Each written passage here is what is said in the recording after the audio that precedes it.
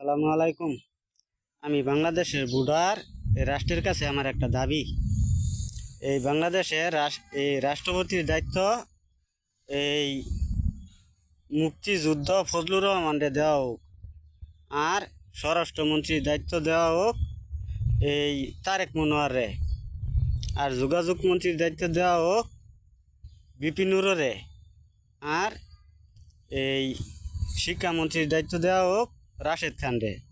আমার দাবি যদি না মানে আমি অনশন ধর্মঘট করবো, আমি না খাইয়া থাকবো, আমার দাবি মানুষ লাগবো।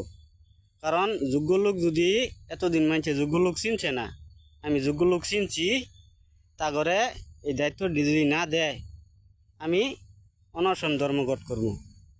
বাংলাদেশের মানুষ এতদিন চিনছে না, এতদিন যদি এরম লোহের দায়িত্ব দেওয়া হইতো, বাংলাদেশ উন্নয়নের জোয়ারে আবারই আসতো। ধন্যবাদ।